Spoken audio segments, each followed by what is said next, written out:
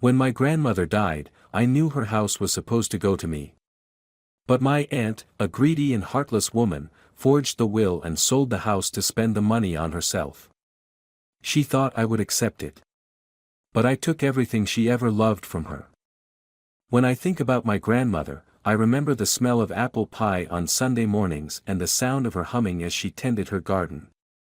After my parents died in that car crash when I was 9, Grandma Martha was the one who took me in, who held me through the nightmares, who taught me to find joy again.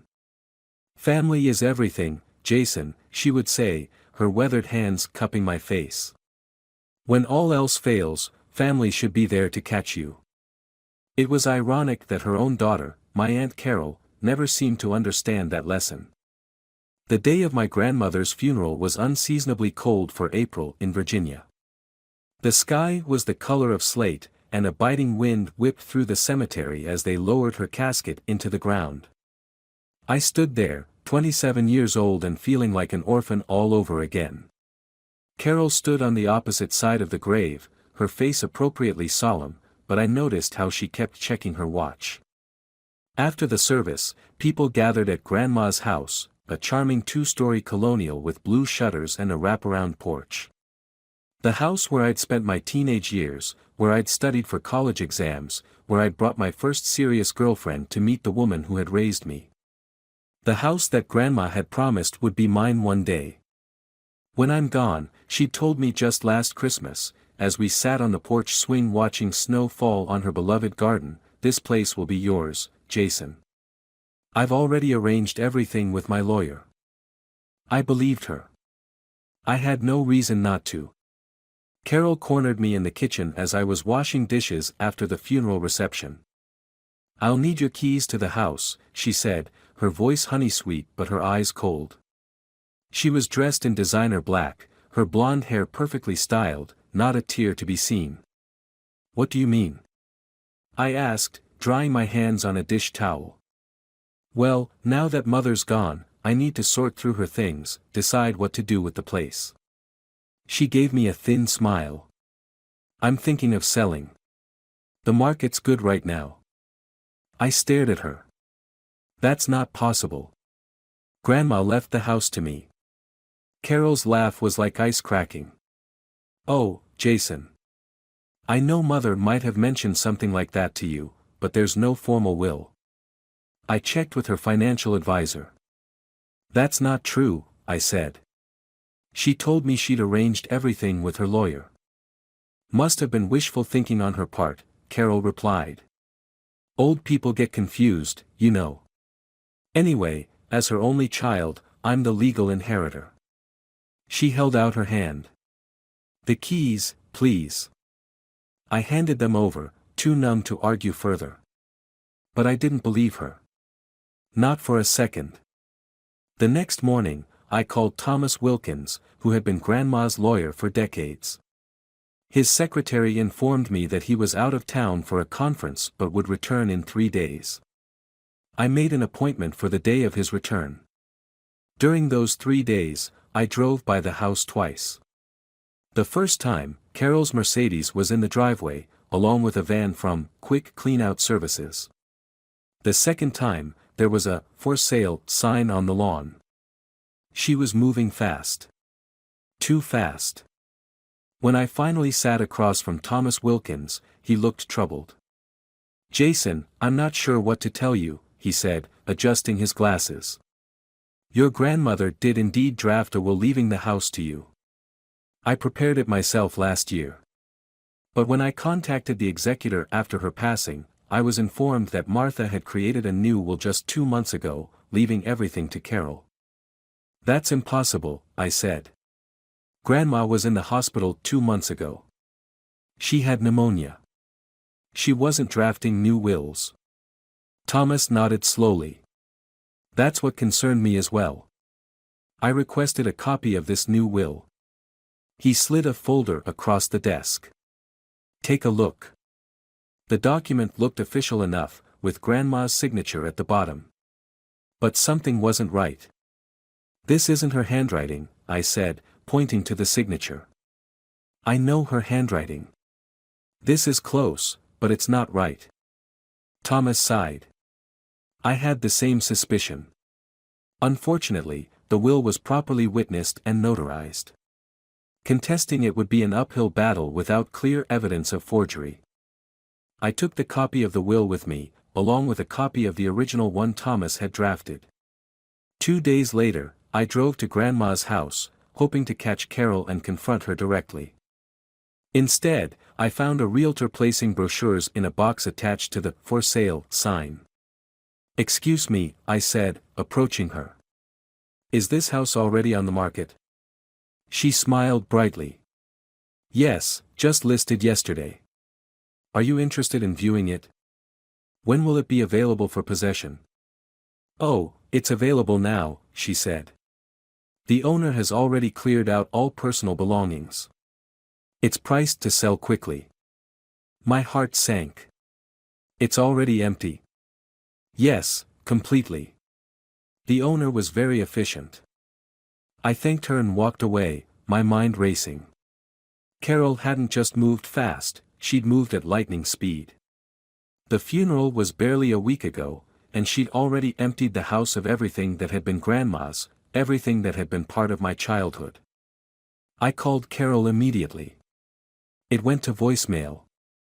I left a message asking her to call me back about some of Grandma's personal items I was hoping to keep. No response. The next day, I drove to her suburban McMansion in Richmond. Her Mercedes wasn't in the driveway, but her husband Greg's Audi was there. Greg and I had never been close. He was 15 years older than Carol, a financial advisor who always seemed to look down on my career in architectural restoration. He opened the door with a surprised expression. "Jason? What brings you here?" "I'm looking for Carol. She's not returning my calls. She's in New York for the weekend. Shopping trip." He shrugged. Something about needing retail therapy after losing her mother. The casual way he said it made my blood boil, but I kept my voice even. "Did she mention anything about Grandma's house? About selling it?" Greg frowned. "Yeah, she said something about that. Good riddance to that old place, if you ask me. Never understood why Martha insisted on living in that outdated house when she could have moved somewhere more appropriate for her age."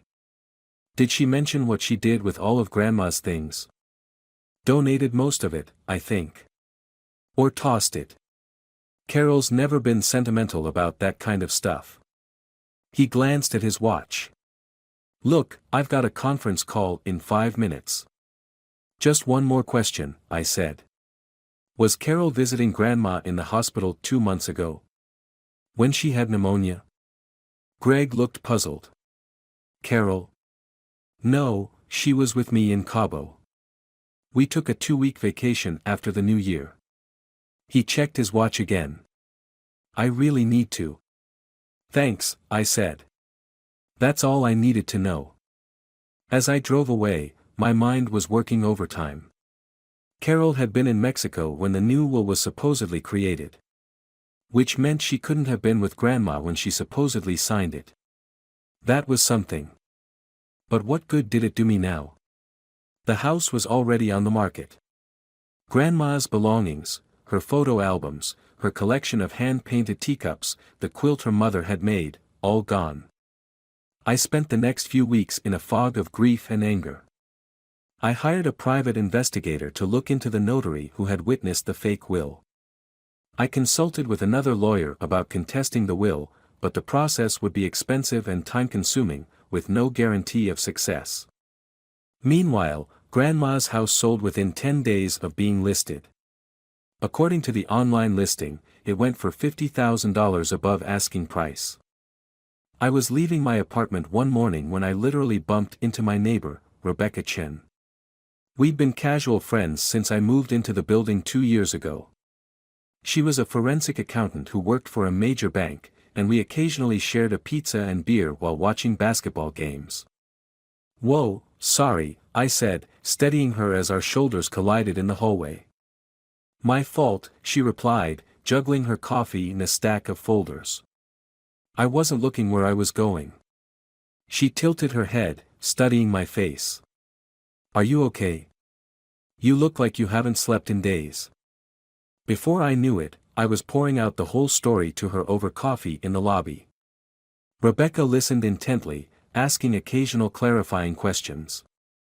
So she forged the will, sold the house, and now won't even talk to you about getting some of your grandmother's personal belongings, she summarized when I finished. Exactly. Rebecca's expression hardened. That's not just cruel, it's criminal. She tapped her fingers on the table thoughtfully. You know, in my line of work, I see all kinds of financial fraud. And one thing I've learned is that people who commit one type of fraud often commit others. What are you suggesting? I'm suggesting, she said carefully, that if your aunt was willing to forge a will, she might have other financial skeletons in her closet. And if you could find those, I might have leverage, I finished. Rebecca nodded. Just a thought. It was more than a thought.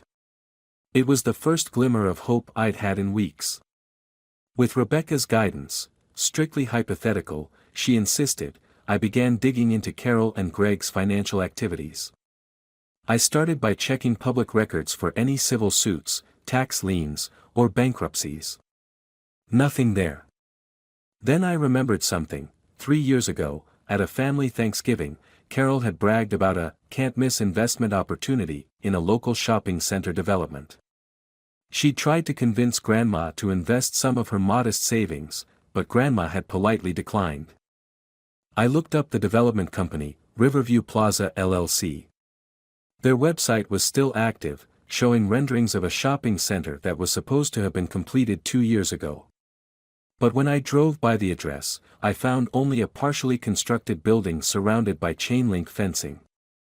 A quick search of public records revealed that Riverview Plaza LLC had filed for bankruptcy 18 months ago, with numerous investors listed as creditors. Could Carol and Greg have been investors? I couldn't tell from the public filings, but it seemed likely given Carol's enthusiasm for the project. I decided to take a calculated risk.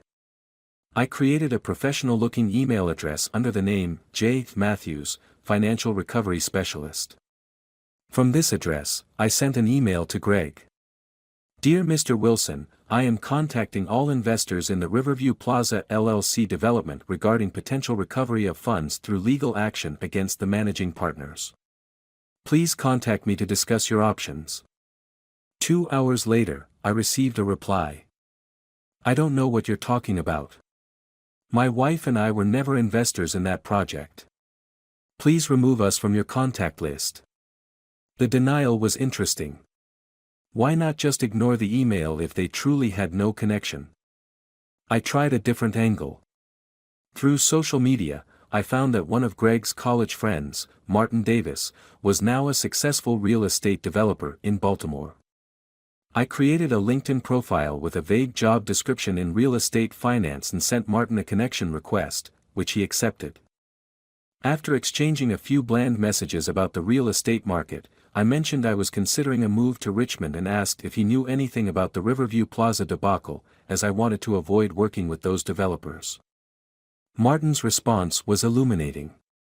Oh man, that was a complete mess.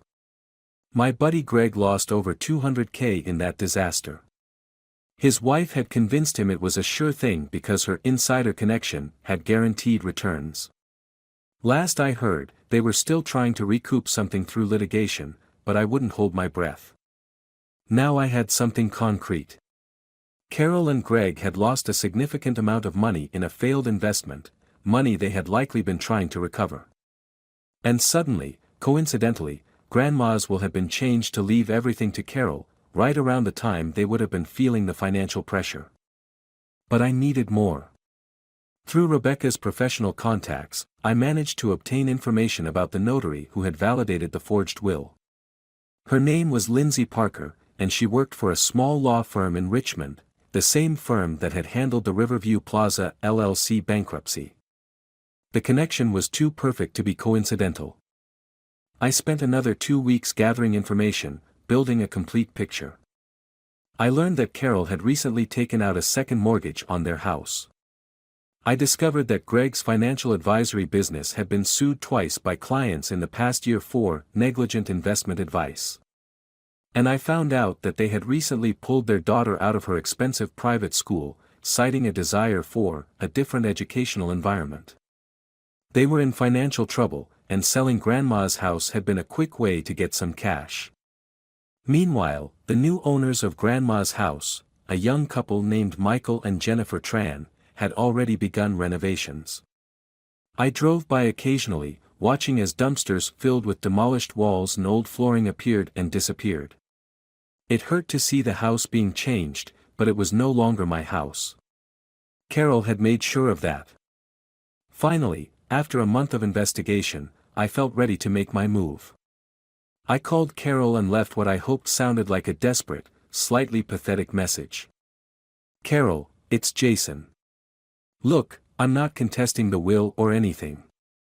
There are a few of Grandma's things that meant a lot to me.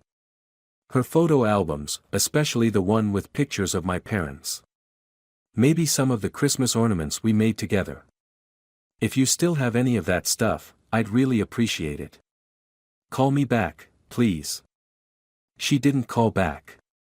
But 3 days later, I received a text. Most things were donated. Might have a box of photos in the garage. Come by Saturday at 10 if you want to look. Don't bring drama. That Saturday, I arrived at Carol and Greg's house exactly at 10 a.m. Carol opened the door with a tight smile. Jason. Come in. Greg's golfing, so it's just us. I followed her into their immaculate house, noting the fresh paint and new furniture in the living room. Renovations that had probably been paid for with the proceeds from Grandma's house. I found a few things, Carol said, leading me to the kitchen where a small cardboard box sat on the island. Some photos, a few knickknacks.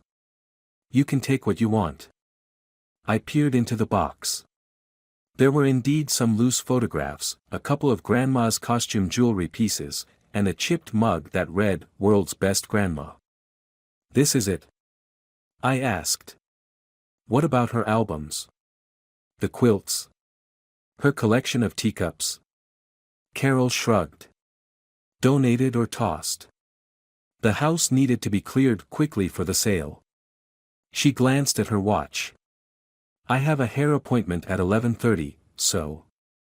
Carol, I said, keeping my voice calm, I know what you did. Her expression didn't change, but her hand, resting on the kitchen island, curled into a fist. What are you talking about? I know you forged Grandma's will. I know you were in Mexico with Greg when the new will was supposedly signed. I know about Riverview Plaza and the $200,000 you lost. I know about the lawsuits against Greg's business and the second mortgage on this house. Carol's face had gone pale. You don't know what you're talking about. I also know, I continued, that Lindsay Parker, who notarized the fake will, works for the same law firm that handled the Riverview Plaza bankruptcy. That's a pretty convenient connection. Get out of my house, Carol hissed. I placed a folder on the kitchen island. In this folder is evidence of will fraud, which is a criminal offense in Virginia. I have statements from Grandma's hospital nurses confirming she was in no condition to draft a new will when she supposedly did. I have proof you weren't even in the country when the will was allegedly signed. Carol's eyes darted to the folder but she didn't touch it. What do you want? Money? Is that it? You're trying to blackmail me. I shook my head. I want justice. But I'm willing to be reasonable. Here's my offer, you contact the Trans, the new owners of Grandma's house, and tell them the truth. Tell them the sale was based on a fraudulent will. You work out a fair arrangement with them, whether that's reversing the sale or compensating them for their troubles. You return any of Grandma's personal belongings you haven't destroyed yet. And you make a public apology to me, in front of the entire family. Carol laughed bitterly. You're delusional. I've already spent most of the money from the house. And even if what you're saying is true, which it isn't, proving it would take years in court. Then I'll go to the police, I said. And to the Bar Association, regarding Lindsay Parker's involvement. And to Greg's clients, who might be interested to know about his financial difficulties while he's advising them on their investments. Her face contorted with rage. You ungrateful little, she caught herself. Fine. What exactly do you want me to do? Call the trans. Today. Explain the situation. Offer to either buy back the house at the same price they paid, or compensate them financially for the fraud. I'll be present for the call. And if I refuse? I pointed to the folder. Then this goes to the Commonwealth Attorney's office on Monday morning. Carol stared at me for a long moment, calculation visible in her eyes. Finally, she reached for her phone. Fine. I'll call them. But I'm not admitting to anything illegal. The call with the trans was tense but productive. Carol explained that there had been a misunderstanding about the ownership of the house, and that I, as the rightful heir, was disputing the sale. After some negotiation, and with my approval, they agreed to accept a significant payment to cover their renovation expenses and the inconvenience, in exchange for selling the house back to me at the original price. Where am I supposed to get that kind of money? Carol hissed after the call ended. Sell your Mercedes, I suggested. Take out another mortgage. Figure it out, like I've had to figure out life without the support of family. The next few weeks were a flurry of legal and financial arrangements. Carol and Greg were forced to liquidate investments and sell assets to come up with the money needed to compensate the trans and to return the house to my ownership. The stress visibly wore on them. Carol looked years older, and Greg began drinking heavily, according to mutual acquaintances. Meanwhile, I arranged a mortgage to buy back Grandma's house. It would stretch my finances thin, but it was worth it.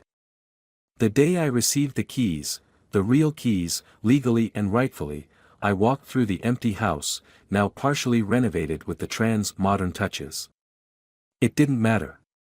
The bones of the house were the same. The porch where Grandma and I had spent countless evenings was still there. The garden, though neglected, could be restored. I was home. 2 months later, I held a small gathering at the house, a housewarming of sorts. I invited friends, including Rebecca, who had been invaluable in helping me navigate the financial investigation. I also invited family members who had been kept in the dark about Carol's deception. Carol and Greg weren't invited, of course. I had heard through family gossip that they were selling their house, downsizing to a condo. Greg's business was struggling after several clients had left, somehow having learned about the lawsuits against him. Their daughter had been denied admission to the state university she'd applied to, due to some irregularity with her application, perhaps related to the anonymous tip someone had sent about Greg faking her community service hours. I hadn't actively pursued those additional consequences. But I hadn't stopped them either. As I stood on the porch watching my guests arrive, I felt a complex mix of emotions. Satisfaction, certainly. Justice had been served. But also a lingering sadness that family could betray family so deeply. My phone buzzed with a text message. It was from Carol. I hope you're satisfied with what you've done to us. You've destroyed our lives over a house. A house. Was it worth it?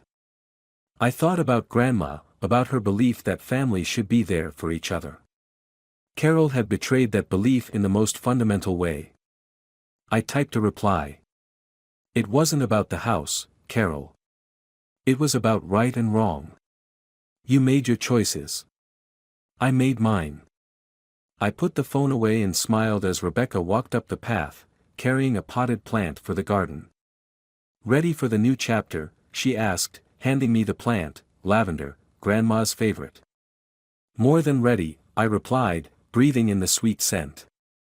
Behind us, the house stood solid and welcoming, just as it had for generations. Just as it would continue to do, now that it was back where it belonged.